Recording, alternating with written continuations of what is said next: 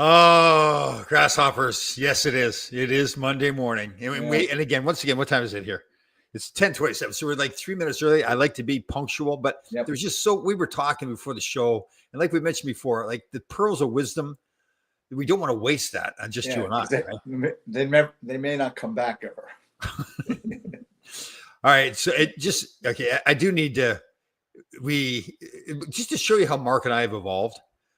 We were just talking about the beautiful Beth, how when she walks in the grocery store, it's like you're being on a runway. You know, people are chatting, clapping, taking pictures. The lights are flashing a whole bit.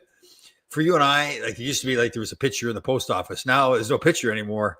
It's just the big sign up above, like Amber Alert, right? Amber Alert.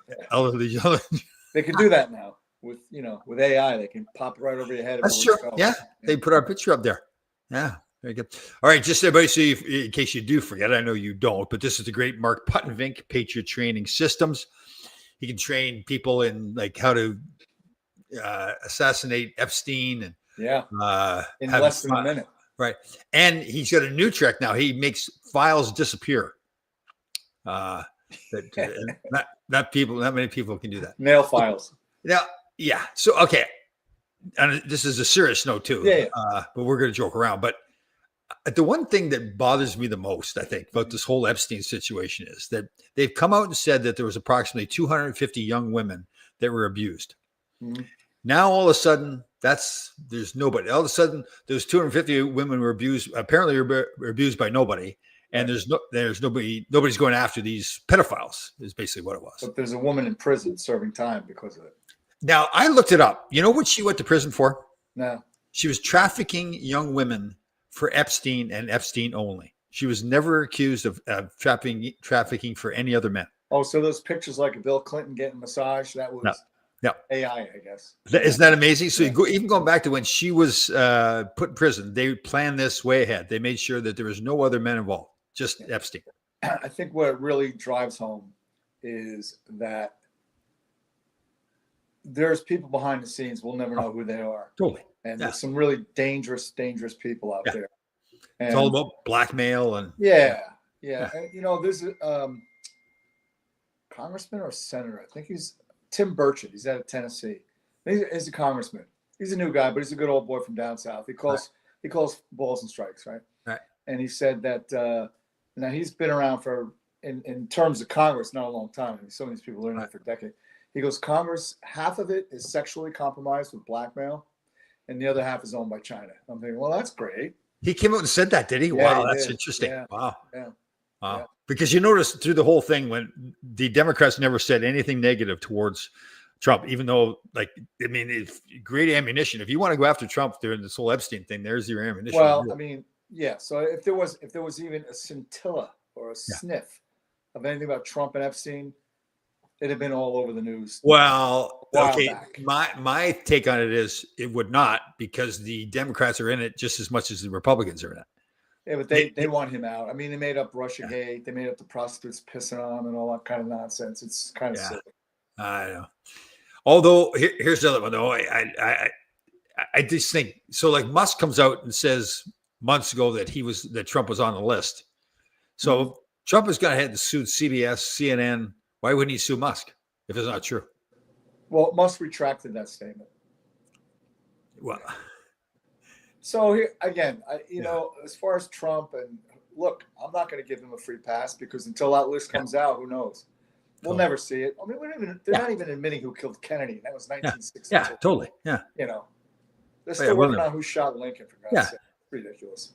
Like they say the Israelis are really involved in the whole thing too, that they're behind. Well, they've also mentioned MI6, which is England. So it may be all the intel services. Yeah, maybe that's how the guy made his money. Right. So they got to list all these guys. They got them in pictures that they don't want to be made public, so they can blackmail them now. And so now they can, for whatever reason, they blackmail. So that's why Pam Bondi said, "Oh, listen, it's on my desk." So she was threatening them, and then they said, "No, don't let it come out. Don't let it come out." Right. Well, there's so many different theories popping around now that Trump is using it to squeeze deep state guys. And again, I know. I know I'm not on it. I'm on other lists, but not that one. I saw RFK, and I like a lot of stuff he says. Yeah. He was getting interviewed. Somebody asked him, "Have you been on the Epstein plane?" Right. Because I was on it twice. It's like, Yeah. So I just it runs so deep. I'm just like yeah. What's more disturbing too is like that you saw the painting of Bill Clinton in a blue dress. Yeah. That was in Epstein's. Like as soon as you walk into the foyer or whatever, and then there's another painting. Isn't there one of George Bush, like in the classroom setting where he was told, and he's playing with like Jenga blocks and he's got like a paper airplane. Oh yes, I saw that. Yes. So I mean, like this is surreal stuff, Tom. I know. This is like out of a really bad movie. I know. If it was a movie, you'd go, this is gone. And we've talked about this before. I think the thing that's, I don't know, amazing is the right word, not that's kind of telling, is that they've gotten so arrogant about it all that we are we're finding out more stuff that they don't even care if we find out about. At least in the past, they would try to hide it from us. So now it's. I mean, just look at the whole thing with Biden. They go, well, we're looking forward. We're forward looking. That's it. We're forward looking. In other words, everything we did in the past doesn't matter. We're forward looking. But I don't know if you saw this, George Santos, who was the short-lived. Is it short-lived or short-lived? I know. I've heard both. Yeah. I go lived, but yeah. I go, yeah, because you don't live. How about the new one they go as unalived? They've unalived them. You've heard that saying? Yeah. Unalived? Yeah. Yeah. Oh, go ahead, though. Sorry to interrupt you. No, but anyway, yeah, but that is like you just killed the guy. He didn't unalive him. Yeah. But anyway, so now he's going to prison, right, for credit card fraud or something with his campaign. But he's letting it rip on Tucker Carlson. Oh. Letting it rip like about what really goes on in D.C. Right. What goes down, and again, is it true or not? I don't know, but you tend to believe. Listen, there's stories going back to Ted Kennedy and what was. Well, I know you know this, but if people would just Google, okay, who owns CNN? Well, Warner Brothers owns CNN, and then you look who are the major stockholders in Warner Brothers: BlackRock, State Street, Vanguard. Who are the major? So Fox News. Who are the major shareholders? BlackRock, State Street, Vanguard. It's all the same people. Yeah. It's just. Like people think it's some kind of conspiracy theory. Well, it's not. Look it up. Well, if you think about our election cycle, right? Trump's an outlier for sure, but like two people come to mind real quickly. One is Barack Obama. Whether you liked him or not, I think he did some good things. He did some things I don't agree with. Difference is I didn't like rant and rave every day about him, but whatever. He was our president, but guy came out of nowhere, Tom. He was a senator for less than 2 years, and most of the time he voted present. He was like, so you wonder how's that? And then you look at AOC. Now there's a woman, God bless her little heart. She couldn't spell cat if you spotted her C&T. And yet she's like a major mover now in the Democrat Party. Oh yeah, totally. And where'd she come out of? Like she beat Joe Crowley, who was a long-term, well-entrenched, powerful guy in Washington. In fact, he was supposed to be the next speaker after Nancy Pelosi, and she beat him. So I mean. It's all. I got Zoltan. It's all a bunch of actors playing roles. Well, actors playing roles. That's all it is. I think that for sure. Yeah. No, totally. Yeah, I'm totally convinced of that now. I don't believe anything they say. I don't believe anything the media says. And again, the sad note is the flooding. All the poor people down there in Texas, the young girls and everything. Really bad news. I think they're getting hit again in another part of Texas or something. Yeah. And I think North Carolina got flooded. I think that if you want to say it's climate change, that's cool. I think it's just we've overbuilt this. We overbuilt. There's nowhere for water to run anymore. Right. I mean, even where I live now, when it rains hard, like there's a little stream down here that's barely a trickle, but it'll get up to like 8 feet in no time quick because there's nowhere for the water to run. Yeah. Oh, quite the. Anyway, we're getting too serious here. But you know what though? Through it all. Yeah. You wake up in the morning and you know what the devil says when you put your feet on the ground? He goes, oh my God, he's up again. Yeah. It's like that. That's the level of greatness that you have, that the devil is worried about you. He goes, oh my God. You're talking about the mascot, right? No, I'm talking about the real thing. I'm talking about that. I did have that interaction with the San Jose Shark mascot that made the Daily News. What's that? Did you have an interaction with the? Yeah. Did I ever? So Theo gets thrown out like 8 minutes into the game, right? So I'm in the room with Puritan and Kluchek.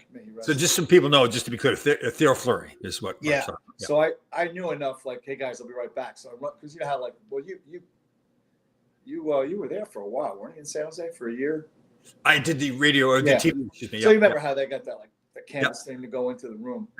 And the Shark is standing there, right? Now, earlier in the day, Sharky gave me a little Sharky, autographed it for my kids because they were little then, right? So I thought we were boys, right? Right. So Theo's coming off the ice, and this guy kind of gets in his face, and Theo pushes him, right? Now, I love Theo. He was 5'5.5". He weighed $160, right? And the guy's wearing like 60 pounds of shark stuff, right? So then the guy starts going back at Theo, and I'm like, dude, what are you doing? I pushed him back, right? So a couple days later, we're in Colorado, and Don Maloney says, hey, phone call for you. I go, who's that? It was NHL security. This guy was saying I broke his ribs. And unbeknownst to me, there was an article, because, we're out on the West Coast. There was an article in Daily News about New York Rangers strength coach beats up Sharky or something to that. Is that right? Articles. Yeah. Oh. Yeah, something real good. But that's not what happened. I mean, Yeah. So I didn't know that story. That's a good one. So Dale Purinton says to me, listen, if you go to court, I'll be there. I'll say, we were in a place called the Shark Tank, and one got loose. You were just trying to protect yourself. Oh, that's funny. Well, yeah. That's so, funny. And then, do you remember a kid by the name of Jeff Toms? He played up and down a little. I remember who he was. Yeah, sure. Yeah. When that happened, he was telling me he was in the minor leagues. I forget where, in the American League. And their coach just had shoulder surgery. So he's in a sling, and he's leaning against the glass, chirping, telling guys what to do. And the mascot, because they're on the road, comes down and body slams the glass and, jacks this guy's shoulder. Well, he got so pissed. The coach, with one arm, went over the glass, chased the guy to the top of the arena to find where in the head where his face is, and just drills the guy. Oh, is that right? Oh, funny stuff. So, all right, the magical human being, Barry Shelley. Morning, guys. There he is. Binghamton yesterday. Binghamton now too. That's not good. Oh my God. Wow. Barry, by the way, I watched that documentary on the Dusters. That was very interesting. Yes, I saw that. Really interesting. Yeah. Very cool. Actually, I saw an interview with Barry Shelley getting interviewed by a local TV station up there talking about the Rink of Dreams. Yes, and I think he said they're going to do some kind of shout out or something on the NHL Network about Barry's. Very cool. Yeah. Man, he's going to be famous, as he should be. Is? He's already famous, but yeah.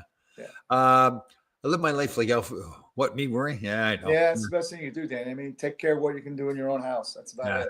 Stops at the door. Let me see here. Okay, here comes the magical creature himself, the new center forward for the podcast calendar. You know what? He is so observant. He's like you and I exchanged when we saw that video. So Keith did a short video expressing how sexy, and I really admire him as a man that he's willing to say that another man is sexy. That's what he basically called you. He called you a sex symbol, basically, and I admire that from a man. But it shows and we discussed it. He's at Tesla, Einstein, all these Adler, all these people, visionaries. Put them all together. Yeah, and make a Keith Morano. That's what you. Yeah.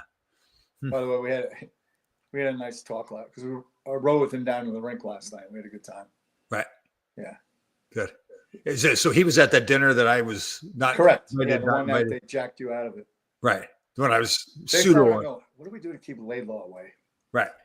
Yeah. So does he kind of give you when he gets in the car and my name comes up? Does he just kind of wink at you we got him kind of thing? Yeah, he was in on it. Yeah. I think Bill Brown was the ringleader, though. Yeah, well, show him. Yeah, right. So people that don't know, Bill Brown is our Navy SEAL, total sweetheart of a man, big, huge heart, but not somebody I'd want to mess with. I don't think. If he got me, that's good. There had to be a good reason behind it. As Bill says, I grew up. I'm a rough and tumble guy, and he is. Yes, he is. Yes. Again, so the date of the swim across the Hudson for the Navy SEALs is what? August 16th. 16th. Yeah. Good. Are you going to make it this year, Tom? Do you want I hope I can this year. Yeah, I'd love to. Yeah, love to. That was a blast. That's fun. Yeah. It's just the people that don't know, and I say this every year, but I really do mean it. If you can get there, even if you just want to get to the New Jersey side or Lower Manhattan, the New Jersey side where they do the opening ceremonies and everything for the swim, it's turned into something that's pretty special. And Brad, our friend Brad, is reading the benediction this year. Brad, our buddy Brad? Yeah. Oh, really? Wow. Very cool. Bill honored him with that, bestowed upon him that privilege to do that. And now, I should ask the question first. Is he all right joking around about the finger loss and everything? Does he joke about it? Yeah. I mean, lighthearted, but it's a pretty severe injury. I mean, right, I know, but do we is he going to be able to turn the page kind of thing? Oh, he's very good with his right hand. Okay. Yeah. But I mean, would he have a sense of humor if I said that to course he him? would. Like, okay. Yeah. Brad and I. So a couple of years ago. So trying to think, it was before COVID or no, it was during COVID. Right. He had never had an amateur fight. So he, at the time, Brad's probably, I don't know, 42, something like that. And he found a fight down in Florida, like an amateur fight, you know. Remember you told me this? Yep. Yeah, and he has a place down there in the Tampa area. So we went down, and we had a blast. I mean, we just had a really good time, and he won. And you know what? All the years of my coaching boxing, he was the only guy that ever actually listened and did what I asked him to do. So people that don't know, this is Brad Haberlin is the correct pronunciation. Yeah. So he's just a local businessman, family guy, married, kids, the whole bit. Was doing some home construction around his. He was working with a saw and cut off 4 of his fingers, correct, on one hand? All of them. All. Yeah. And they were able to put all of them back on? Pinky is gone forever. Pinky's gone. Yeah. Okay. It was pretty. It was I mean, I don't want to get anybody sick to the stomach, but he found like these 3 were like a leg of lamb, right, like in the tool bucket. No, I'm sorry, over the shed, and he found his thumb in the tool bucket. I can laugh now, but I'm not. I know. It's like, you know what happened when the EMT came? They were losing it, and he's like, "Guys, you got to get me to the hospital." Like they were in shock, and they go, "You're in shock." I go, no. You guys are in shock. You got to get me to the. They wanted to medevac him there, and he goes, "God, the hospital's right across the river. Let's just go. Put me in here. Right. Let's just go." Right. Yeah. Oh. And what's interesting about it? He went to, I forget I want to say Presbyterian, whatever hospital. That particular unit he was in deals specifically because this accident must unfortunately happen quite frequently. Right. That's all. They have 2 surgeons there. That's all they do. Is hand saw. Didn't they put leeches in there too? To Get the blood flowing again. Yeah. Oh, interesting. Yeah. It makes sense. I just never really thought of that. Right. Yeah. Yeah, it's crazy, but that's what they did. Yeah. What's the Dusters? So the Dusters, it was the Binghamton Dusters. Were they in the ECHL? The league back then was the North American League, maybe. It was the same league with the Johnstown Jets. Right. Like the Slapshot movie was written about. Right. It was Binghamton, right? Binghamton, yeah. Broome County. So they call them the Broome Dusters. Right. It was interesting because the guy who bought the team or created the team really out of whole cloth. He started the whole thing. Right. He was a Canadian. He played college hockey at St. Lawrence or Cornell, right? St. Lawrence? One of those schools. Yeah. And he was talking about how he wasn't crazy about hockey, really. Yeah. Right? You know, it was just a way to get an education for him. But it's a tremendous story. Like there's a lot of those minor league stories. There was one about, Kurt Russell, the actor, right? Yeah. His dad was an actor also. But both of them, like Kurt played a little bit in an LA Dodgers system. He was a really good baseball player. Right. And his father had bought a minor league team. That was a AAA team. I want to say it was out in Portland, maybe. Right. And it's a cool story about guys that were misfits, and he put together a winning team, Yeah. It is funny, like those guys, imagine some of the memories they had, right? Driving around on the buses everywhere and all that kind of stuff. Yeah. There's something to be said about that whole. Yeah. Okay. So, new CBA coming into place, collective bargaining agreement in the National Hockey League between the owners and the players. Starts at the start of next season, not this coming season. Go to 84 games. Just what we need, more games. Well, what they've done is they've got, just like football, they got rid of 2 exhibition games.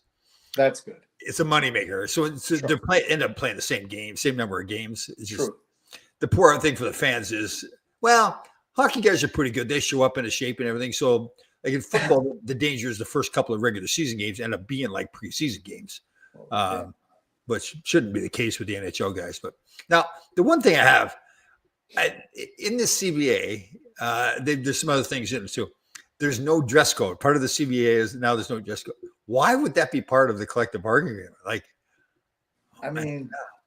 I thought that was that used to be the fun thing. I think it's a mistake. Yeah. Because at the end of the day, you're a professional hockey player. You want to work professional. It's like your job.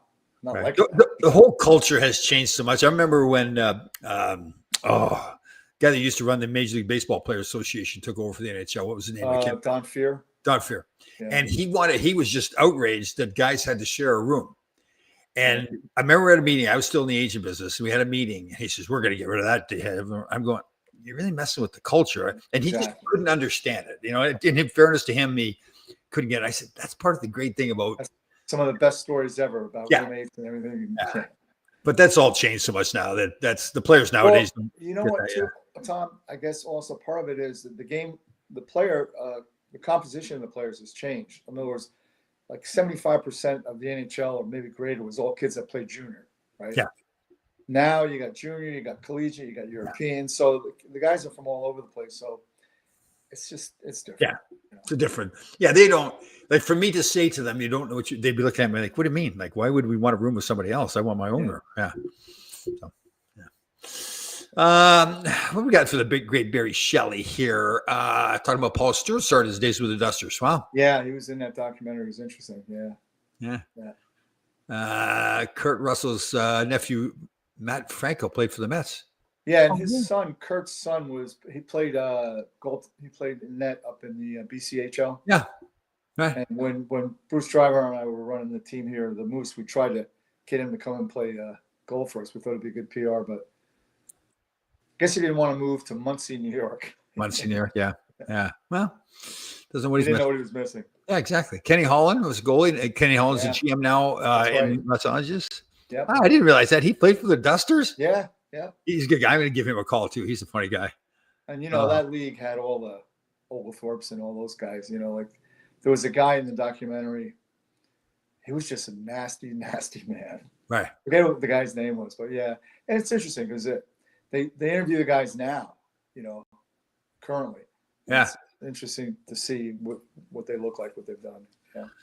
So, okay, hold on here. We are contractually obligated. Not that we wouldn't want to do this anyways, but I mean, we have to give it as like a special announcement. The great Susan Brooks has now appeared. Opening night is October 7th, 3 games. Rangers at home versus Penguins. Yeah. Very good. She's on top of that. She always is. So we saw where, that's right too. Hold on. We need to drop everything right here. The great Dave Maloney is now going to do the color commentating for MSG Network. That's a good move. It's Dave and I have become much. It wasn't like we weren't good friends before, but we're very close now. Like I don't know if maybe I've grown up a little bit. Like Dave was always like, oh, it's true. Like Dave was always very like an intelligent man. Always one of the guys and everything like that. But he was like some of the stupid things we do. He looked at us like, guys, what are you doing? And rightfully so. He was right to look at us that way. Well, he was a born leader. He's a Leo. Oh, is that what you guys are? You're Leos? July 31st, and we're both born the same day, same year. Really? Yeah, July 31st, 19 a while ago. 19, we skipped a few. Yeah. Great guy. I really admire him a lot. Like really professional guy. So funny. Like he's even admitted it that he had some anger issues in the past and he's had to work on those things. But they're still there. Did you practice with the team up at Westchester, the Whisk? Remember that Westchester ice skating? Whatever? No, when I started, they just got into Playland, and that's because they were still there, and a bunch of guys I played, youth hockey and a little bit. We'd go up there because on the one rink they had open hockey. And there was a pretty good group of guys, right? And then they'd be on the other side. In fact, every once in a while, one of the guys say, "Hey, can somebody skate with you guys?" He's coming back, like Mike McEwen was coming back from an injury. Well, yeah, of course he can. Yeah. JD came out once, but it was fun. Cool. So we had a kid by the name of Pickles, a pretty good player, played a little bit in Europe, but he was nuts. He's from the city. So I'm getting my stuff on. He comes in the room. He's laughing. I go, what's so funny? He goes, there's a busload of kids out here. I just told him we're the Rangers locker room. So when you open the door, there's like 300 kids standing out there. I go, you didn't do that, did you? He goes, yeah. Sure enough. Yeah. So my first interaction with Dave was my first training camp. And we're at my Playland. Now, I'm this big kid. I'm supposed to hit everybody. It's training camp. So I'm hitting everybody. I think I told a story about hitting Phil Esposito. And Dave is not part of our scrimmage. He's on the outside watching. But Don, his brother, is on the other team that I played against. So right in front of Dave's standing there watching it. I just smoked Don. And again, it was kind of looking back at it. It was kind of unfair, but I had to do what I had to do to make the team, right? Yeah. But these guys were like guys that have played before, more veteran guys.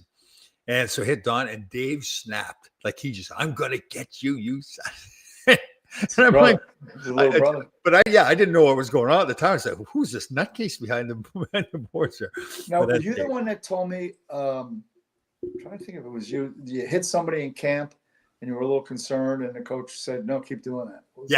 It was Phil Esposito I had hit. Right. Similar situation, yeah. Phil actually was hot. Woo, man. I'll never forget that scene. He had a bit of a temper. Oh man, yeah, and he's Phil Esposito. He's like that was going to be his last year plan, and here's this young kid knocking him on his ass, Right. and he's like, "What the? Oh man, I really thought my career was over with at that point. Who's the coach then? It was Freddie Shero. Oh, well, of course. Yeah, Freddie loved it. Yeah, he didn't say a word, but Why didn't name you captain right there? Yeah, exactly. Yeah, give me a bonus already. How was your weekend? It was good. Did some training, and then I hadn't been on the ice with the Warriors in quite some time, so I popped in last night. It was fun. It's fun to see the guys and just get around a bit. Yeah. So just, Mark had started the program a long time ago along with Ted Curtin, the New Jersey Warriors, which is there's several branches around the country, right? Of the Warriors. I would say close to 40 teams now. 40 teams. Wow. Yeah. Wow. And a lot of the times they're associated with the NHL club in that city too. Is that correct? Not always, but in some cases, yeah. Like the Rangers don't have one, which I think is kind of unfortunate. But and then there's some teams that don't have an NHL club in their state, like Idaho or one of those. But the Devils have been very good to the program. I know the Flyers support their program. Brad Marsh runs it for them, which is good and bad. But Brad Marsh. Yeah, but anyhow, so it's for disabled veterans, and it's a great program. So people know why we kind of giggle about the Alumni Association. I mean, there's all different kinds. So like in our case with the Rangers, I think we've talked about this in the past, the Rangers actually, they I guess hate to say own, but they basically run the Alumni Association. In other cases like St. Louis, Detroit, other places, the players run the Alumni Association. Now, that doesn't mean they don't get along with the NHL team. The NHL team helps them, but we don't do anything as far as legal. They do all the legal, the promotion, everything, they put on the events, and we're just they bring us in to participate in the events, which is fine. They treat us fantastic, but there's always, like in a lot of cases, guys hadn't made a lot of money, so when they're doing these events, they get paid to do it. Right. So the situation is like, and I think Philly is like this, where Brad, who may be Brad Marsh in Philadelphia, former player, he runs the Alumni Association, so he gets paid to do that. So now his job is to get other guys to participate in these events, but in a lot of cases, they aren't getting paid to do it. Right. So it creates a little bit of an issue, right? Sure. Yeah, I'm not going to talk out of school about Brad, but they had hosted the National Warriors Tournament. So it's the big one for the whole year, right? It's like 4 years ago, maybe. And it was held at the Flyers practice facility. And his team, where he's on the bench, they get into a brawl. And they're known for this, right? Yeah. It's Philadelphia. Yeah. But the Flyer brass were walking around, and they look down and go, what the hell? What is that? Right. It's supposed to be for disabled veterans. And I guess he got called in and said, hey, what are you doing? What are you doing, buddy? Yeah. I know. I was told anyways that we played the alumni game before the outdoor game 10 years ago, whatever that was down in Philly. And Schultz, they said he could not play because he was still getting into fights all the time. Right. Yeah. Well, my son Sean got into a fight in a high school alumni game. Oh, did he? Oh. Yeah. Sean. I saw a picture of him too. Good looking dude there with his beautiful fiance. Yeah, they're getting married October 10th. Yeah. Do you want me to talk to them at all, or everything's good? Well, why should he be happy? Why should he own all of his stuff? No, she's a lovely, lovely girl. She's really great and really great family. Yep, beautiful young girl. You've told me she's very nice too. Yeah, that's excellent. Buffalo Sabre fan though. Oh, is she really? Well, that's where she grew up. Yeah. Bills and Sabres. Yeah. It's too bad. They were just inducted. So Dave Maloney was inducted. Oh, okay. Yeah. Well, that was last night. Oh, okay. Yeah. I knew he was getting inducted. Hall of Fame. I mean, Pat LaFontaine's in there. Yeah. Yeah. Very cool. Very cool. What else transpired? We have to talk about the brawl on the golf course with Dave Tarnasky. Is it Tarnasky? Is that Nick Tarnasky? Nick Tarnasky. So people that haven't seen it, there's a great video. Now I'm going to give you my opinion on this. I want to see your opinion. Okay. So there was a couple of drunk guys were golfing ahead of. So Tarnasky, he has played. Wasn't much in the NHL, but played a lot of games. Minor. Played hard. Yeah. I don't even. Right. Big tough guy. Also with Nashville, I think, in Florida. Yeah. He played with the Rangers for a brief period of time. From what I understand. So the group, apparently, there's a group ahead of them was a couple of drunk guys, and they were really taking their time. So apparently, Nick Tarnasky's group had waited like 20 minutes. The guys hadn't teed off, and the guy started mouthing off. People see the video, And he's, listen, I'm going to throw you in the lake if you don't. He warned him, I'm going to throw you in the lake. He started, I guess he came in. I guess I saw the video where he shoved Tarnowski. Well, the guy charged at him. Yeah. And he threw him in the lake. He threw him in the lake. Okay. Now, I almost felt like it was staged a little bit. I don't No? think so. No, I think. You didn't think so? Yeah, I think it's just the way it ran. I mean, Right. And then if you look closer, and I didn't notice this the first time, but somebody mentioned it. His hand was open when he was smacking the guy. Okay, that's where I was going to go with it because he's a big man. Looked like If he's his probably, fist was closed, he'd have really Right. done a lot of Okay. damage. That was the part because again, he was smoking the guy, and even when he threw the guy, now he was drunk and he wasn't that big, but he like When he threw him like a rag doll. Oh, I know. That was the best part of it. well, it was almost like it was like, come on. But I guess if the guy's hammered and really can't control Oh yeah, himself, well, you see his other buddy was kind of like wobbling. Yeah. And then Nick goes, "You want to go?" And the guy probably was like, they knew what it meant because that's in Alberta, so they know what that means. You want to go? And the guy goes Yeah. like, "No, I'm good." Yeah. But when he threw him at the end like a rag doll, that was to me the best part. now the guy has come out apparently and said, "Listen, I was Yes. hammered. It's He all on me." apologized. Right. But I got to tell you, Tom, in all my years playing golf, that's not an uncommon. I mean, that I've never seen anything to that extent, but you do see some heated stuff on the golf. Yeah. Guys are playing slow, or they, Yeah. you're on the green, they hit up. It can get pretty heated out there for a I game. guess That's it's supposed to be a gentleman's game. Yeah, people are having a few beers out there too, and yeah. Well, I also blame wherever they were playing. I mean, how do you let guys get that hammered? Because Yeah. what happened? They're getting the alcohol from somewhere. Yeah. Either the bar or they got the girls driving around in the cart. Right. And at some point, you got to they do have a park ranger supposed to go around, make sure play keeps moving. So, but yeah, it was, he's on Bizanet. It hasn't aired yet, but he's on. Oh, he's come on. Yeah. Tarnowski. Yeah. They should get the guy that got lumped up though. Oh, totally be on there together. Yeah. They That'd be should have funny. both of them on. Like I split saw screen. clips of. I didn't see the whole interview where the guys, Biz Nasty and everybody interviewed the kid that was the first overall pick, Schaefer. Is it Schaefer? Yes. Yeah. Yeah. And he was, and the clips I saw, he was giving it to Biz. Like Yeah. they asked him, he said, "What are you going to do when you get your signing bonus?" He says, "Well, Biz, I don't know if I should say it or not," kind of thing. He says, "What? But like, intimating, I'm going to give you a nose job." And his 18, and he's giving it to him pretty good. It was very funny. He's a character that Yeah. I have really high expectations for him Yeah. to be a significant long-term character besides the talent he has. Yeah. For what he's been through in his personal life with his mother and his billet mom. And Yeah. then, so it's like those guys don't come around that often, Yeah, you know. definitely. But Definitely. Gavin McKenna going to Penn State for $700,000. How do you feel about that? So he's supposed to be the first overall pick in the draft. Is that? Yeah, he's supposed to be the next generational player, possibly. He's Connor Bedard's cousin, by the way, too. Oh, Yeah. so he's going to the highest bidder. So he's basically saying, "I'm going to play in the NHL no matter what. Why am I going to play someplace where I'm making $10,000 a year, junior, where I can make $700,000?" And, You know and what? really, Go ahead. it's a rental for Penn State. They know it's just Yeah. 1 year because he's going to get drafted next year. So the old me would say, "Oh, you shouldn't be doing that." But you know what though? 700. You're a kid. Oh, I don't blame the kid. Yeah. I blame the system. Like they went from nothing to there could have been a middle ground here on how to take care of these. Well, okay. So just for the sake of argument, I'm not saying you're wrong.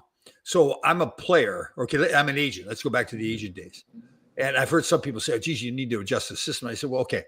So in the old days, not as much with hockey, but football players, basketball players would go to a place like Michigan, whatever. Now they go to the NCAA tournament, so the networks are making millions of dollars, the coach are making millions of dollars, the school's making millions of dollars, the NCAA is making millions of dollars, all off these kids' backs. And in most cases, these kids weren't even qualified to get into the school academically. And hopefully some of them, not in a very small percentage, now go off and play pro ball and make money. But a lot of the kids, they go through all this and then go back to their neighborhoods with no education, nothing. Or they get hurt. Maybe you get hurt. So here's now it's changed. So now the players have the leverage, and everybody's saying, "Well, we need to change the system." Well, Yeah, I think who really gets off the hook in all is the NFL. Why are they not pumping money into developing these kids? right. They're getting product for nothing. It doesn't Yeah. cost them a dime. Sure. Right. Right.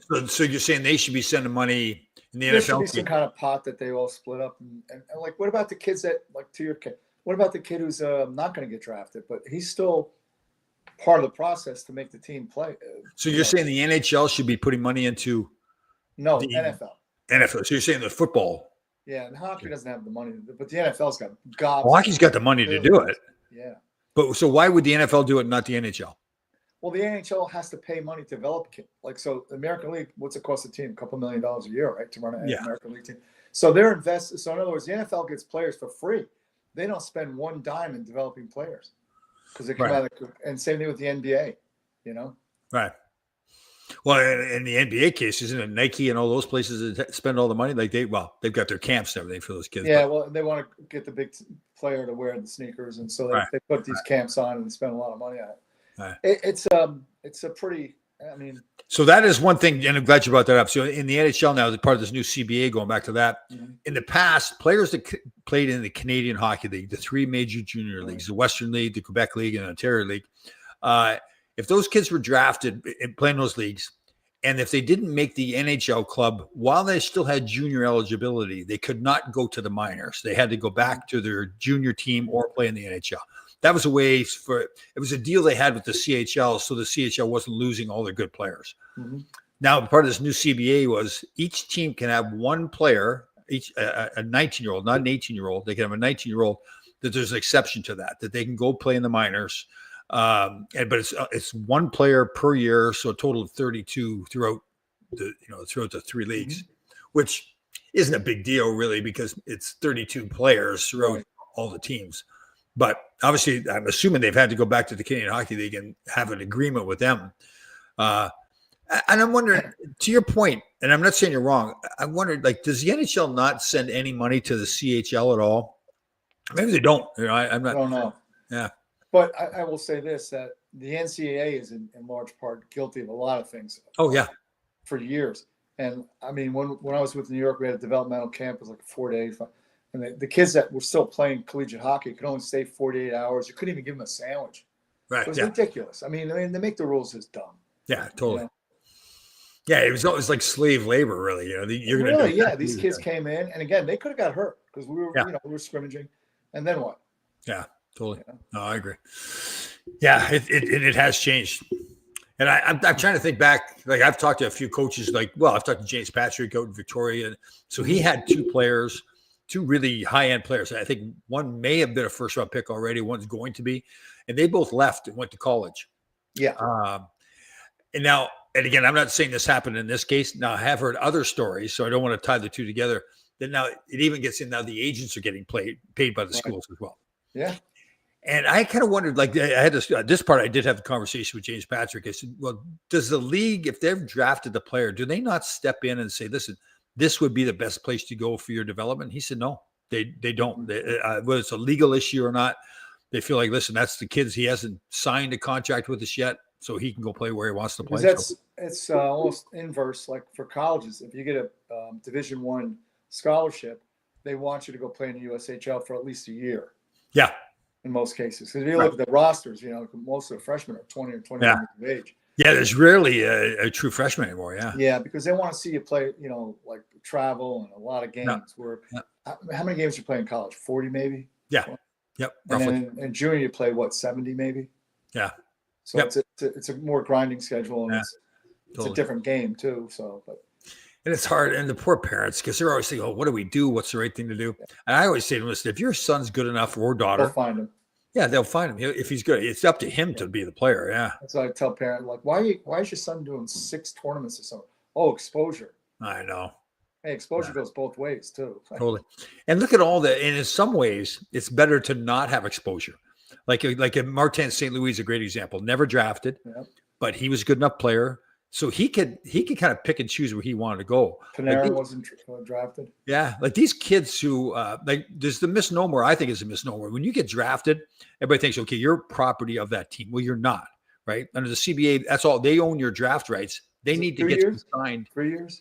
It depends on your age when you're drafted, but typically it's 2 years. 2 years. And then in college, when you go to college, if once you declare, I think it used to be this way. It didn't matter what year you were in. If you declare, okay, I'm coming out of college, they then had, I think it was 120 days to get you signed. And if they didn't get you signed, then you're a free agent. You go where you wanted to go. So this, like, I think some players get stuck in this thing. Like I look at Bedard as a good example. No disrespect to Chicago because they've had a fantastic, but where they're at today in their organization, if I was representing, I would say, why do I want this young player to go into that situation? Right. Right. Yeah. Why not hold out and say, listen, I'm not coming to play? We did this with Brian Berard when he was with Ottawa, and Ottawa was just a mess. And I remember going through it because we tried to not go so public with it to make big Right. demands, but the decision was made that it was better off him not playing there. He's better off to go back to junior for another year. Was he first overall? Yep, first overall pick in the draft. Yeah. And everybody's like, that's just sacrilegious, you know. And Silverback. yeah. That's what we call him. Silverback? Yeah. He's a big guy. Yeah. It's good. That's just called Berard Silverback? Yeah.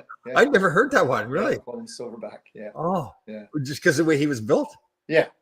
I guess he did kind of have that build, like he was like a gorilla. Yeah. He'd like that. I don't know if he knows that or not. Oh, he knew it. I mean, he knew it. Yeah. Oh, so this is when he played with the Rangers? Yeah. Silverback. Yeah. Oh, that's funny. I never heard that, I don't think. Yeah. Really, much better than I did, but he was a good guy. Real good. Yes, One of the good guys. Yeah. Went through a ton of stuff with the eye injury. Yeah. He lost all his money to some guy that was a total scumbag. And yeah. It was like 7 or 8 guys that got taken by that guy. Right? Yeah, definitely. Joe Sakic, I think, even. Yep. Joe Juno was another guy. Joe Juno. Yes, Joe Juno. Yeah. Yep. Yeah. But yeah, there's guys, and people think, well, how can you let that happen? But very often when there's a whole bunch of guys doing it, they're saying, well, geez, everybody else is doing it, so I'll do it. Kind of. It's like Donnie Lever, I guess, made a little money with Copper or something. Oh. And Kenny was a rookie, and I think his $75K, I think his salary was. Right. And he put $50K in, and Lever forgot to tell him, well, you could lose that and then some, even more than the money you put in. Oh. Yeah. See, that's happened a few times too, where other former players have started things, and I don't think, in most of the cases I've seen, they didn't do it with malicious intent. They really thought it was going to work, but for whatever reason, maybe they weren't experienced, whether it fell apart. Oh yeah, Lever was not doing it to hurt him. Yeah. But yeah, and every time there's a get rich quick scheme, name one that ever really worked. Oh, I know. Yeah. You know? Those whole pyramid schemes and all that kind of stuff. Yeah. And they always make it seem so good too, right? It means it's just, tips and everything like that. Yeah. What was I gonna? There's something came on. We did talk about being trendsetters, which is I don't know if we so I stopped. I took alcohol out of my life. So now Joe Rogan has taken alcohol out of his life. Yeah, he's just following your lead. That's kind of obvious. I know, right? He should be called out on that for sure. Right. Yeah. See, I didn't want to get too presumptuous, but what was the word you used last week? You used a word that was just. I actually used it wrong. I watched did? the tape. I watched part of it. I said, no, it's extemporaneous, not contemporaneous. It's extemporaneous. Oh, and which means off the cuff. Yeah. Extemporaneous. Extemporaneous. Extemporaneous. That means I like it because it has the word anus in it. So X is an exit, anus, exit. Yeah.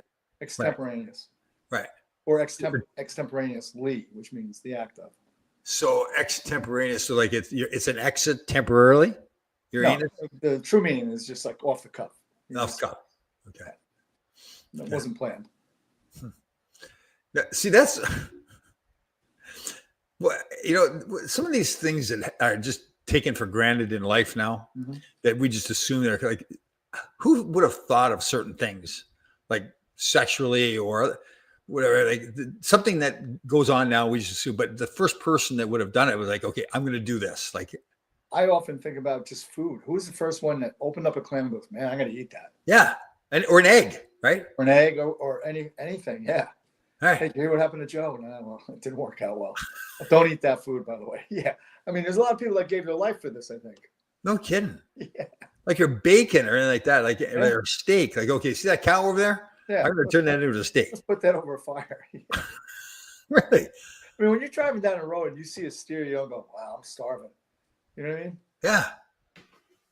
So, but that has to start somewhere. That's what I mean. Yeah. Who's the first, like all of it? Who's the first guy said, let's take a cow.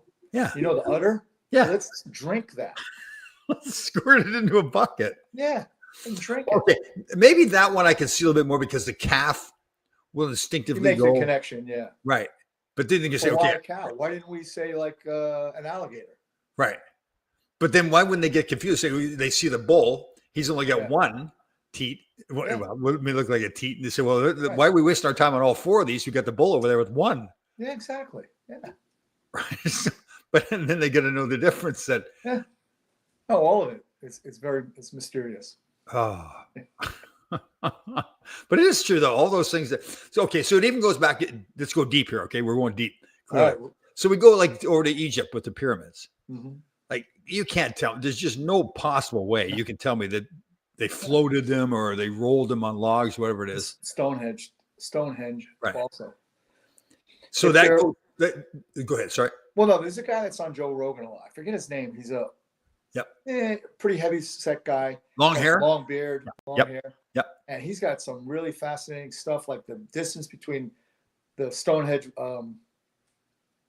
boulders or rocks, whatever you want to call it. That distance was 7.92, whatever. Yeah. Which multiplied by 7,920 feet is a mile. Sure. Like really, like kind of. So it goes to another being that was here long before we were here. We were supposed to be here, right? Well, I think it's very possible. Even if you look at South America from the air, where they have those landing strips that the Aztecs made. Yes. It looks like an airport.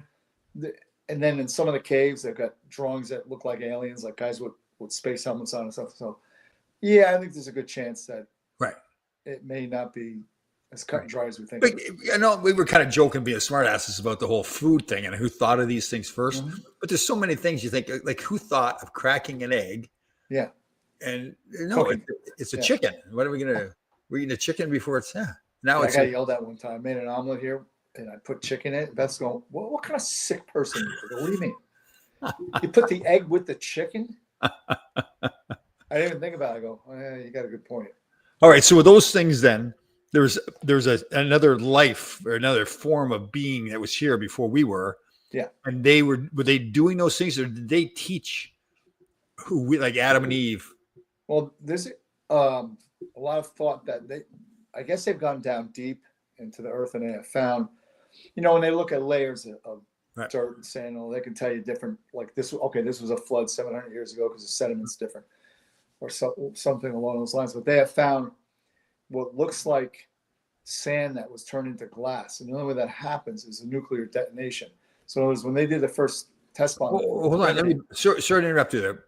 But the only way it happens is from a nuclear detonation is sand. But isn't what? Well, not the only way, but one of the ways sand will turn into glass. Right.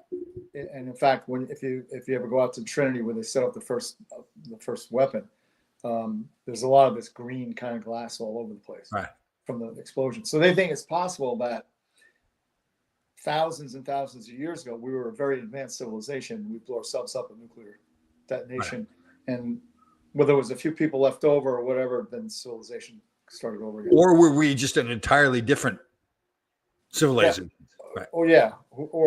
I mean, who knows? But again, not much I can do about it. But we'll see. We'll see. Maybe one day we'll find out. Okay, but there's a good question. Like if you get in, see the whole. What's amazing? We talk about the quantum physics and all that kind of stuff. It's funny because I see these videos now. They'll say, "Do you understand quantum?" And they'll say, "Okay, now explain it to me." And it's weird because I think we both have a handle on what it's all about. But maybe it's not a very strong one. But the whole multi-universe thing is fascinating to me, right? I kind of buy into that. Yeah. Because I was watching something on YouTube. We can only see so far. Right. And now that Hubble telescope is seeing anomalies like from way, way out. It's the Weber telescope, not the Hubble.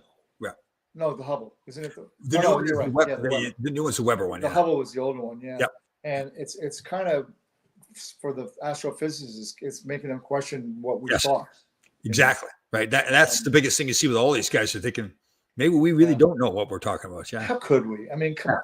I know. I mean, if you go to the Big Bang Theory, there was nothing and then there was something. Right. I mean, it's possible, but for us we can't think in those terms. In our way of thinking, there's always has to be a beginning. Something. Where to start. Exactly. Yeah. But what we're learning is our way of thinking is just maybe like there's a lot of people that Joe Rogan had on this guy that was a professional gamer or Bill, and he really believes, like, and there's other scientists too, that we're a simulation, right? That we're just a place. Yeah. Well, I think that they've come to the conclusion everything is binary, zeros and ones. Yes. And that's what a computer code is. You write it in zeros and ones. Well, that's so the classical I know. computer is that everything's a 0 or 1. Right. Those are But bits. not Right. with quantum. The qubits are, they could be 0 1s or they could be both. Right. Right. But it does get into that whole thing where, okay, maybe there is no such thing as death at all.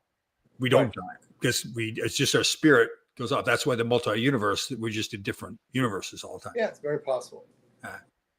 It's pretty fascinating, actually, if you open up your mind to the possibility of all these different things, then you start to think, yeah, why is it not true, right? Yeah. Like like as far as the bubble universes or multiple, I would ascribe to, and I've always thought this. I think I saw somebody saying it. If you have a black hole grabs everything, including information. Right. I don't know what that means, but it's got to end up going out the backside, right? It's just like what goes in eventually has to come out. So you think maybe that's where the Big Bang occurs, like So sure. Yeah, get sucked in and boom. How about the one? What is it called? Where atoms and protons and everything are floating around all in different, but until we go look at it, it really is nothing. Then once we look at it, it becomes whatever it is at that point. Yeah. So I think I've described that properly. Yeah. Well, I guess if you look at it like, how your television has pixels. Yeah.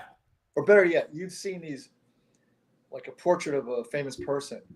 And when you look really close, it's the same portrait over and over and over and over. So that could be what we're talking about here, something along those lines. Right. Yeah. Fascinating stuff, really. Yeah. Wow.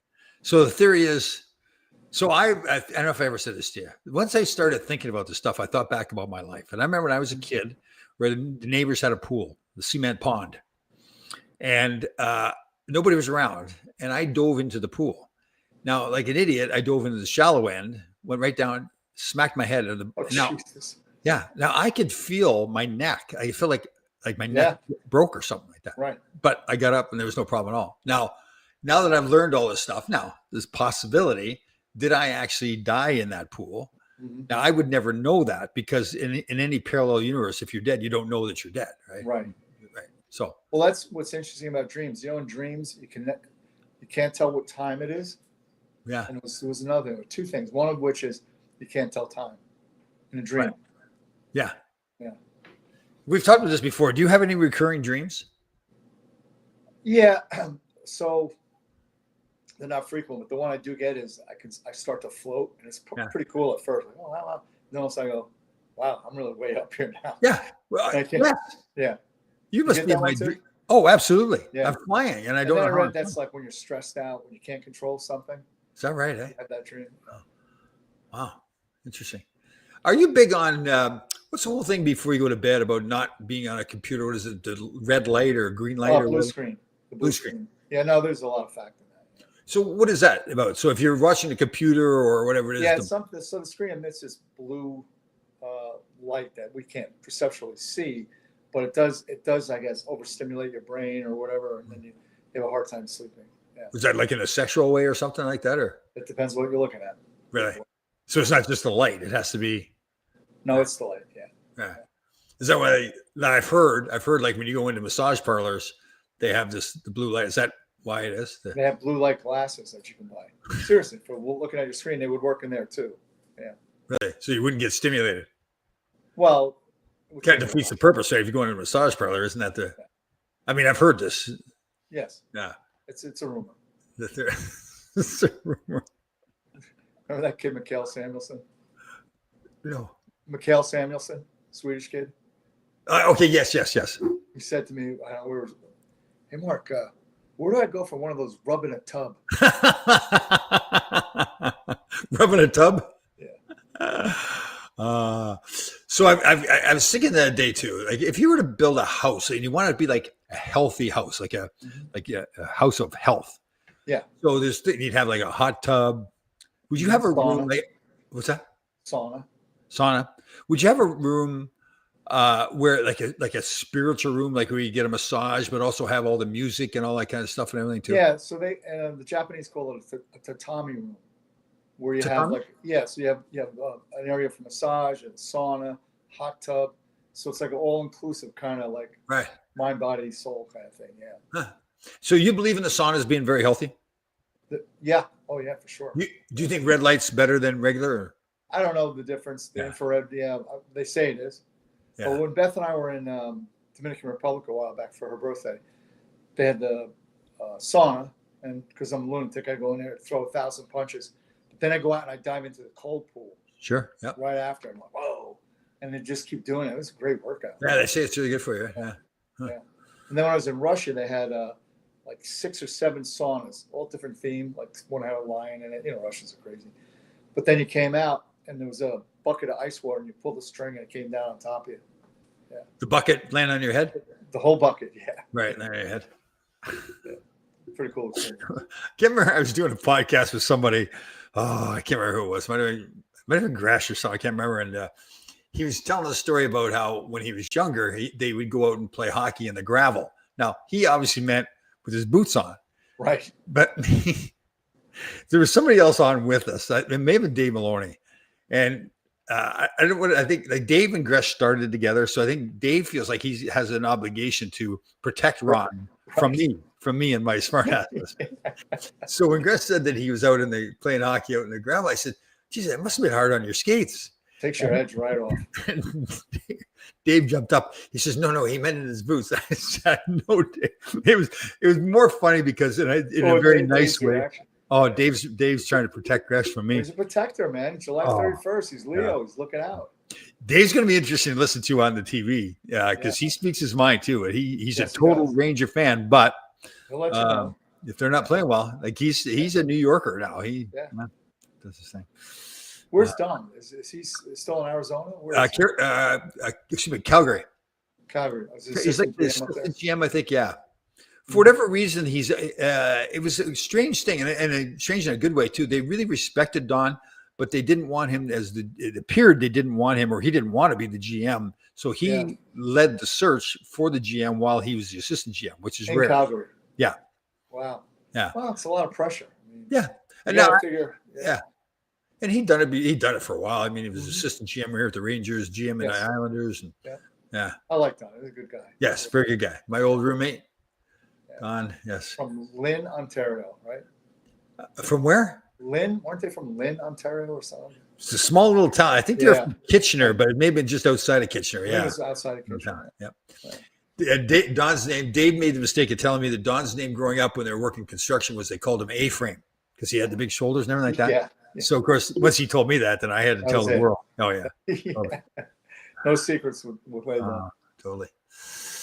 What else happened this week? There was all the Epstein stuff, the floods. All distraction. I know. God, it's like the stuff that goes on. How about, I guess, J.D. Vance's family went to Disneyland and all the Gavin Newsom supporters attacked him or something there? Yeah, well, you're in California. So why do you go there? She went to Disney World in Florida, where DeSantis is the governor. But, it's pretty sad that we're in a country now where if you're not on this side of the aisle, you're going to get ripped. It's just enough already. Especially with kids. The guy takes his kids to Disneyland. Oh, I know. Disgusting. I know. Like the whole thing with all the immigration now and everything. And they got to stop saying immigration. It's not immigration. Immigration is a system where you come and you apply for citizenship. Right. You know what I mean? It's not immigration. It's illegal. What's your take here on then? Let's say you've got some guy, hardworking guy. Now he came here illegally. There's no question. Hardworking guy. He's got a family. He's out in the field. He's abiding by all the laws. He's picking beans, whatever it is, for his family so they can live. I know he's broken the law. Do you think we should have something set up there that's? There's no question we should. Yeah. The problem is that in the past 4 years, they've ruined even the possibility of that. They're their own worst enemy because now we don't know who's here. We have no idea who they are. Yeah. And for the guy that's been here for 30 years and worked hard and somehow paid taxes, even though they're illegal, I don't know how that works. But yeah, he or she deserves a pathway to citizenship. However, this nonsense of all these protests, and they just, when they made that raid in California at the marijuana factory farm, there were 8 or 9 children working there. They just arrested a guy there yesterday that molested children. Right. And to protest for those people, and it's just it's gross. It's disgusting. And my problem now is that for me, when they say there's 9 kids there, I don't even know if that's true or not. I have no reason to say it is Yeah. or it's not true. It's just The thing is, it's all politics because Yeah. Obama deported way more people than Trump has come close to so far. I think that But you know what Trump's got to be careful with? When he makes comments like with Rosie O'Donnell that he's going to take away her citizenship, I mean, like it makes it seem like, okay, listen, you're the president of the United States. Why are you worried about Rosie O'Donnell, first of all? And if she's a citizen of the United States, you can't take away her citizenship. Like, but that's just him. I know, but that's the kind of stuff that I'm going, okay, Donald, like concentrate on what you said you're going to do. I don't care about Rosie O'Donnell. So I'll tell you this much. You're of a different ilk because most people either love Trump or they hate him. So the people that love him, he could say whatever he wants, and they're not going to change their mind. Yeah. The people that hate him, he could Everything. Yeah. So you're an anomaly in many ways. Thank you. Yes. No, that's a compliment. But yeah, and that's like, don't you be better? Just like it's like with any person. Okay, just because they have a different opinion, it doesn't mean I hate them. They have a different opinion. I mean, I did not agree with Barack Obama's policies. Yeah. But I didn't wake up every morning with him. And the first thing on my mind, how much I hate him. I know. Yeah. Pointless. It's immature. It's intellectually dishonest, and it's. All right. So the big question of the day, and this needs to be. I'm going to the higher power. I'm going to you. Okay, to decipher this. Is it Michael or Michelle Obama? I think it's Michelle, but she certainly does some things that make people pause. Right. She's a woman for sure. But then why is he continually? Well, to say continue. Why has he slipped up and called her Michael several times? That's his issue.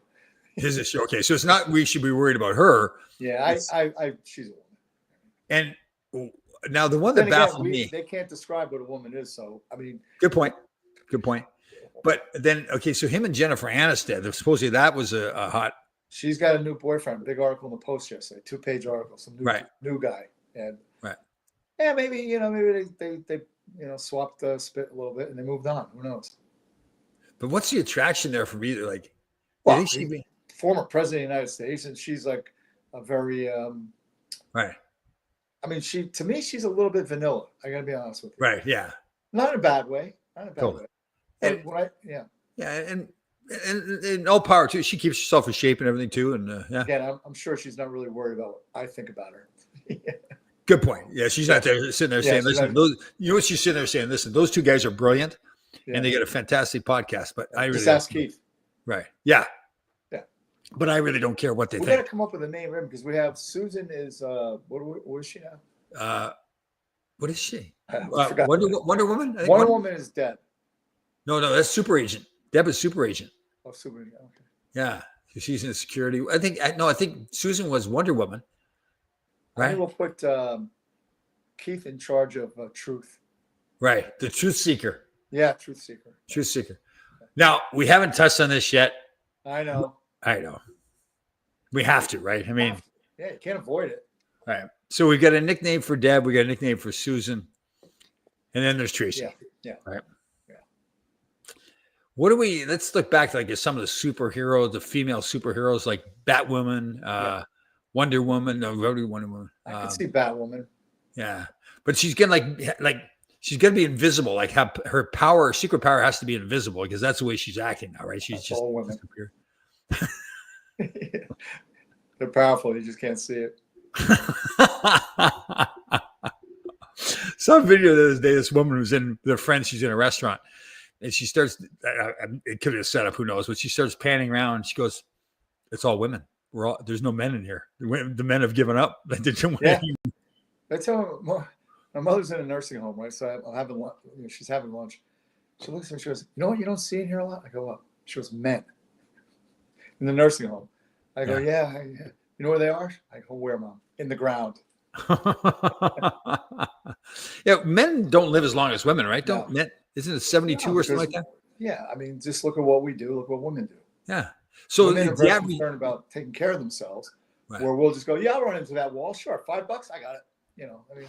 So the average woman dies at 77, I think it is. The average man is 72. Yeah. And you're 68. I'm 67. No, 68.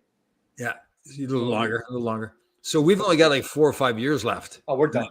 That's it. If you look at if we're playing an 18-hole golf course, we have like 3 holes left. One's a very short par 3 too. And how have we played so far? Like as the game inconsistent, up and Good down. Couple birdies, but mostly bogeys. Yeah. good hole, bad hole kind of thing. Yeah, kind of thing. Yeah. That's why I'm trying to make this last 3 at Right. least par. So do you say in these last 3 holes, did we bear down and try to do as well as we can, or just say screw it, we're not going to make the? I think you do both. Right. You do both. Yeah. Right. You can't be afraid to, like Beth said to me, we don't say no anymore. Like when people say, hey, you want to do this? Yep. Oh, You know what I mean? 'Cause in the past, you Right. go, I don't know. Right. Now we go, yeah. And we don't say no, no. but then do you also find an excuse to not do it at the last minute? Like is it some dinner? No, we don't. That's what I'm saying. We don't do that anymore. Oh, We've removed that out of our life. okay. But what if somebody asks you to go, let's say go to dinner, and you really don't want to go to the dinner? Do you just right out say, no, I don't want to go? No, I think in the past we probably would say no, just because like I'm comfortable on the couch. Right. No. But if you Yeah, just, now we get up and go. Yeah. you'll just say no. No, we go. We go. But We don't- what if you didn't want to go there? You just didn't like the people or whatever, or you liked them, but not enough to go to dinner with them. Well, yeah, then it's a consideration to say no. But in general, we don't say no anymore. Yeah. So And we have one date night a week.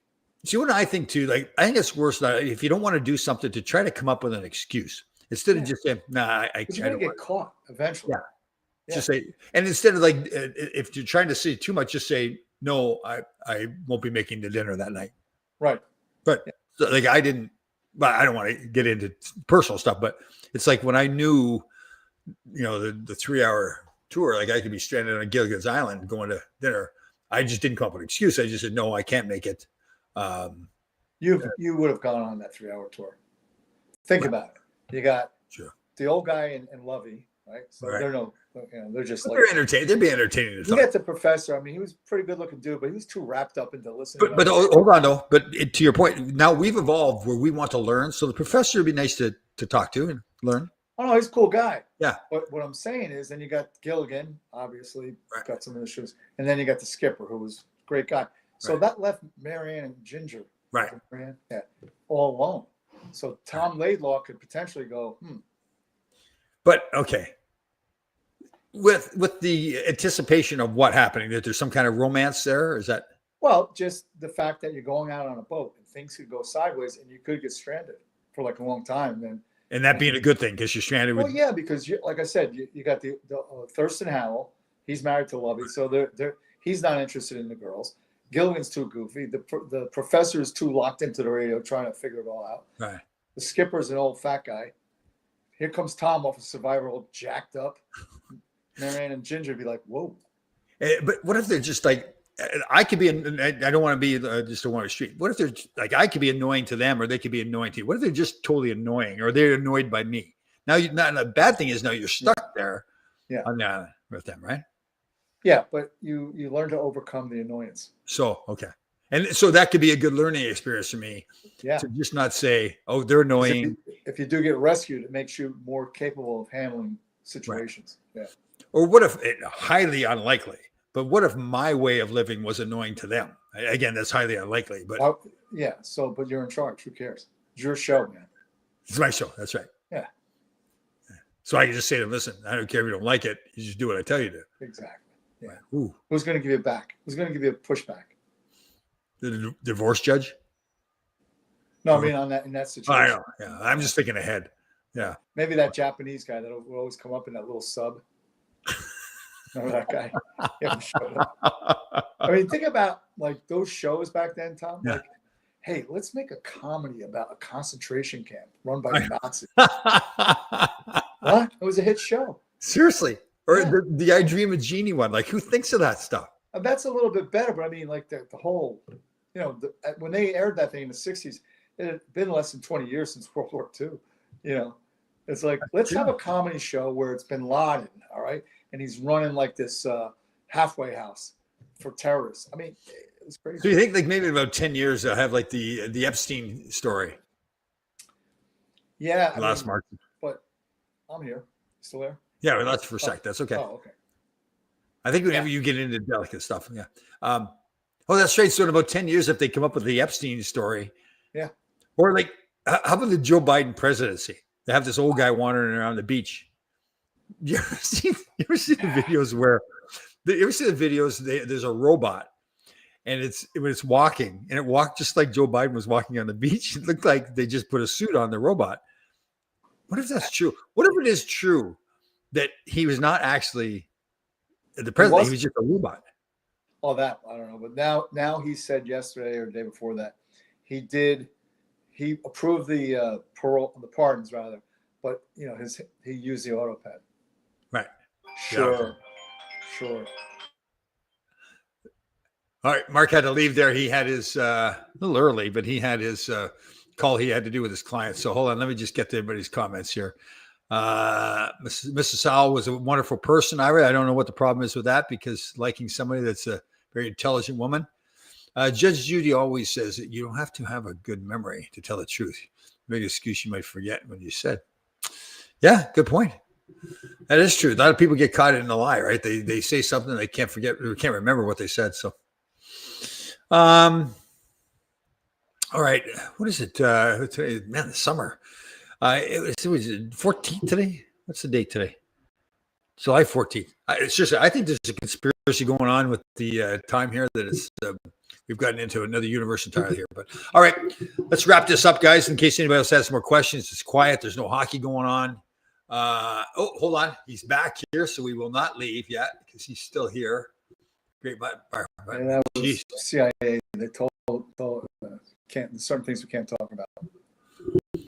Oh man, I'll tell you what. I would love to do a show one time. Like if we could ever find out the truth, like you and I find out all the truths, going back to JFK, the moon landing, 9/11. The moon what?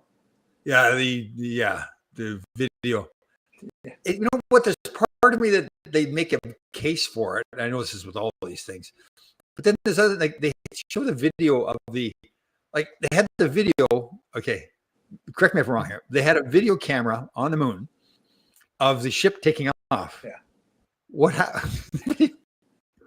And this technology that didn't exist back then. It exists now, but not then. And even now when they do talking to them from space, there's a time lapse. Mm-hmm.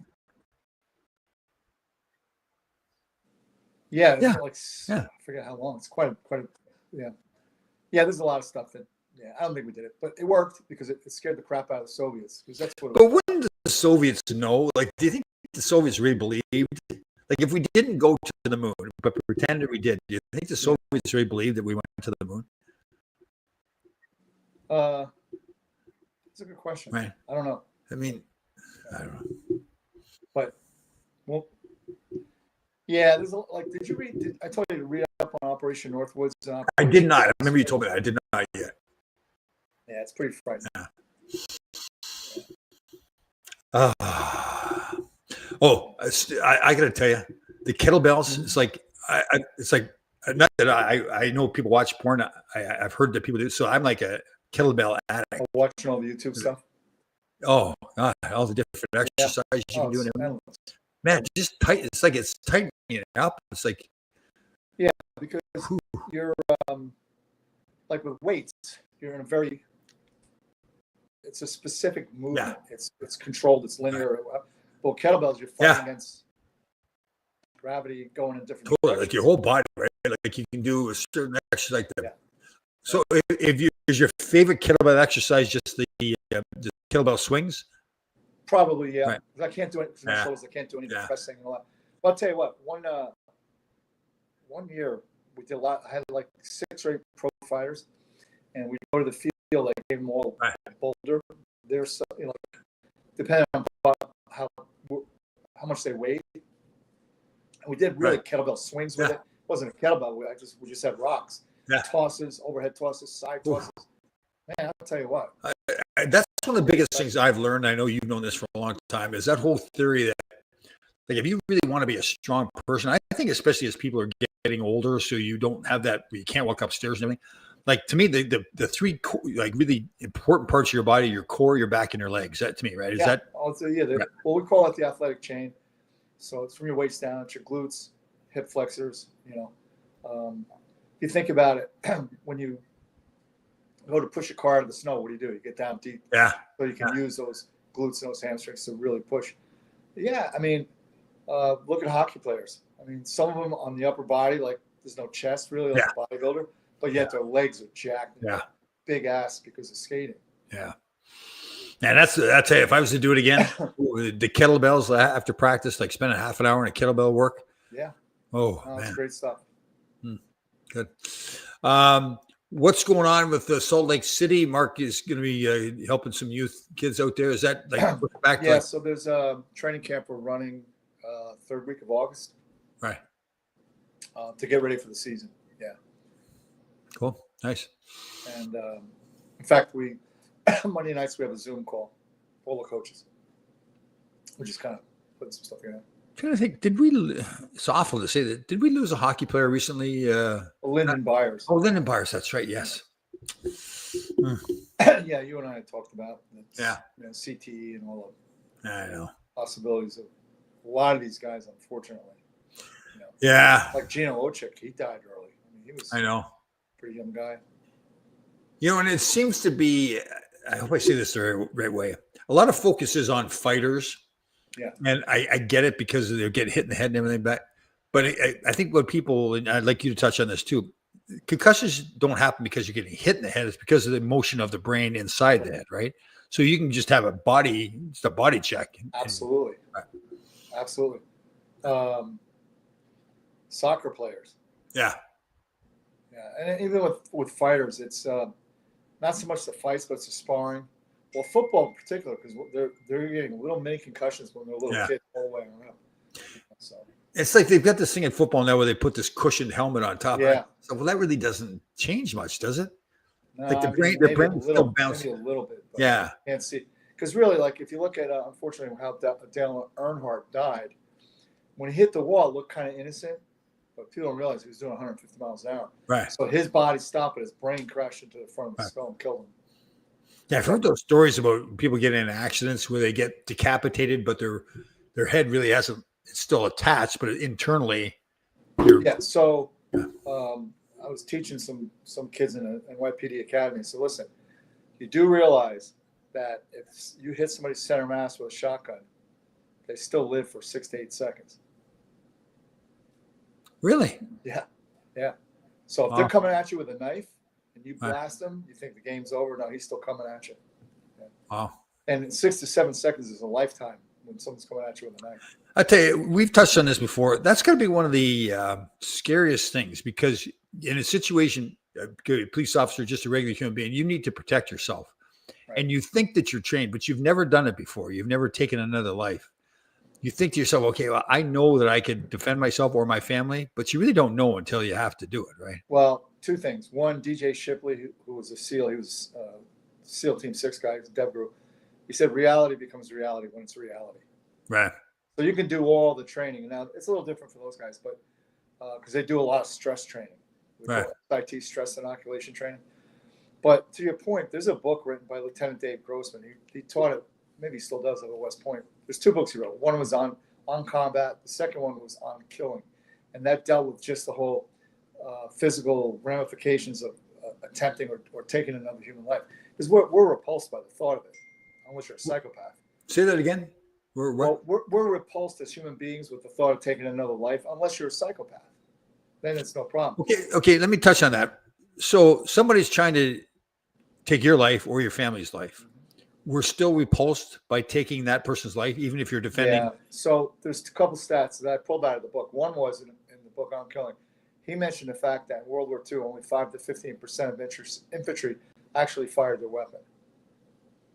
Throughout the whole engagement. Yeah. And then what they did when it finally got to Vietnam, they started to say, hey, we got to stop shooting paper targets that are like a bullseye and make it a human form. So we psychologically prepare them. And also instead of in boot camp, so left, right, it was left, kill. And the rate went up to 75%. So when it was lower, were they just afraid or they didn't want to take another life? Yeah, it's the human repulsion of killing another person. Yeah. Really? Oh. Yeah, it's a fascinating book. But I also tell people, because a lot of people now in the state of New Jersey, I don't know how it is in Connecticut, you can get a carry permit. And I say, okay, well, if you're going to do that, there's a few things you have to understand. You better be going to the range 3 or 4 days a week. And even at that, you're in a controlled environment, Right. your heart rate's low. Somebody breaks through the door, your heart rate's going to be about 175. You may not even be able to squeeze off around because you're shaking so much. Right. And if you do happen to kill him or her, the intruder, when you call police, say send 2 ambulances. And you say, Right. why 2? Well, one's for them and one's going to be for you because you're going to have a breakdown. Really? Yep. And in cases where it does occur, the family ends up, there usually is a divorce because there's a lot of stress. It's probably one of the most horrible events you could think of occurring in your life. Wow. Yeah. Kind of leads us to, it's an awful subject, but our buddy Mark Pavlich, who we lost, went through so much stuff. And one of the things he went through was, the story was anyways, that he had accidentally taken his friend's life while they were hunting. Yeah. And I never really looked at it that way before until you just said that to me. So what he went through that was his friend. Sure. Oof, man. Yeah. No, it's when you really think it through, it's tough. Yeah, and that's the thing. I have really never thought it through because I thought to myself, if somebody's trying to take my life or my loved one's life, that's it. They're done. It's over. But I really don't think about the aftermath of how it's such a strong thing that's in our DNA. So in that book on killing, he describes the story in Vietnam where some special force guys landed and they had like 5 snipers with them, and when they got out of the chopper, there was a guy firing at them from within range for snipers, and they're all missing. And he's like, "What is going? These guys are snipers." And they were shooting over his head because they just got there. They had never been in combat before. Right. Even though they were trained snipers, they still had that repulsion. Yeah. Even though there were bullets coming back at them. Yeah. Wow. That's interesting. Yeah. It's a fascinating book. Cool stuff. So just so we don't forget, we'll keep promoting this. August 16th is the swim across the Hudson for the Navy. How many guys you plan on having this year? Well, last year we had 300, and this year is probably going to get close to 400. Is that right? Eh? Wow. Yeah. And the bulk of them being Navy SEALs, correct? Probably 125 to 150 are SEALs, and the rest are other military veterans, first responders, law enforcement, and then patriots that qualify for the swim. So to qualify for the swim, Bill runs a couple of test swims down in Long Branch, I believe, where you have to swim a mile with the current, and then you have to swim a mile back against the current. Oh. So, and to date, knock on wood, thank God, really large, all respect to Bill, because Bill runs those swims, and he knows, he's got an eye. You can do it, you can't do it. Right. Yeah. So people don't know, every year for the past 6 years now, is this the This sixth? is the 7th year. Seventh year. So they have a swim across the Hudson. They leave from Liberty State Park over in New Jersey, go to the Statue of Liberty, get in the water, swim to the first barge. Or actually, I should back up. They do 100 push-ups. Do you do 22 pull-ups before? No, they just after the benediction they do 100 push-ups and then a flag run. And then they swim to the first barge, get up and do 100 push-ups, 22 pull-ups to signify the average number of suicides every year in the military, which they think is per day. Yeah. Swim to the next barge, do the same thing, and then swim to Lower Manhattan, where they do the same thing all over again. They still do that? Yeah. So then there's another flag run up to where the memorial is, and it's another 100 push-ups and 22 pull-ups. Right. And all this money, so they go to raise money now. It's for the Navy SEAL Foundation now, correct? Yeah. Very cool. And what was I going to say? Yeah, it's not an easy swim. Even without all the push-ups and pull-ups, it's a really difficult swim. Oh, yeah. They're funny guys, too. Like, there's one guy, I remember the year the guy with one leg jumps in. And, Turbo. Yeah. Yeah. They're great. It's a great event. And in the past, obviously, he's not doing it now, but Pete Hegseth was working for Fox and Friends. Was he on? Fox. Fox, yeah. And they were covering that, too. He's a former, who was he? He was Reserve Special Forces Army, I believe. Yeah. Right. I mean, he was in theater twice, I think. Right. Now, you weren't responsible for making sure his hair was done properly, were you? No, that was there's a whole team of people. Yeah. No, I admire him. I shouldn't. He's a great dude. He gets a bad rap, but anything attached to Trump's going to get. Oh yeah, totally. Yeah, you put yourself in a role like that. There's no question people are going to criticize you no matter what you do. Yeah. So again, that's August 16th. Correct. Fantastic event for people to go to if they want to. They go over to Lower Manhattan when it ends, or at the start there at Liberty State Park over in Correct. New Jersey. There's a ferry that follows us, but you got to get on that quick because the tickets. What is it? There's that wall there at Liberty State Park.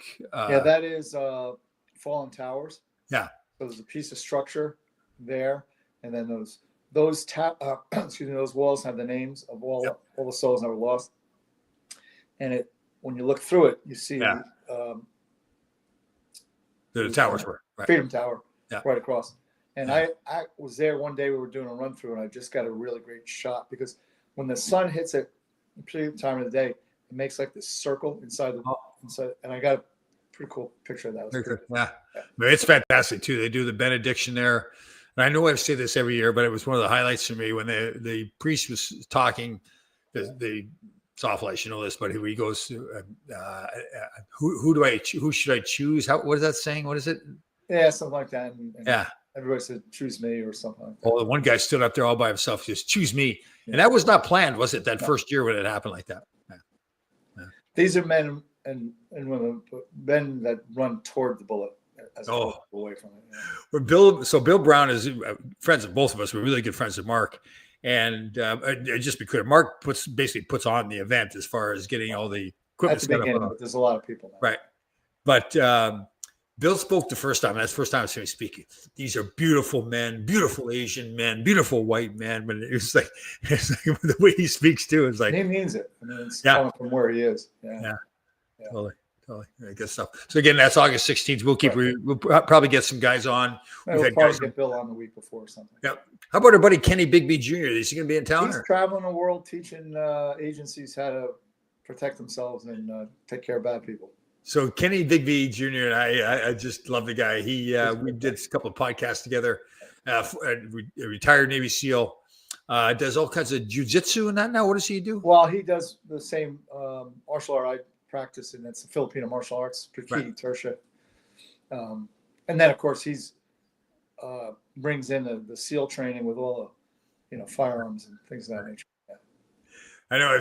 I love telling this story, so I'll be brief with it. But we were doing a podcast, and we were talking about in hockey terms how you close the gap. Close the gap. Yeah. So in my world, if I want to, slow down the good opposition, I don't give him the space to do what he wants to do. I close the gap on him. Right. And he's going, oh, hold on. He's just so fired up, and because we were relating that to life in general about problems and Navy SEAL world and everything. He says, that's unbelievable, Tom. Can I use that? I go, yeah, sure. That's like Zach. Remember we had Zach on? Harrison, Delta Force. And he was talking about the parking space. He goes, no, that's for guys that can't walk, right? Yeah. He goes, I got a couple of Purple Hearts, and you go, oh, hold on, a couple of Purple Hearts. He goes, I have 3 of them. And 2 of them were with the same guy, and then he was like, I'm not going to hang around with you anymore.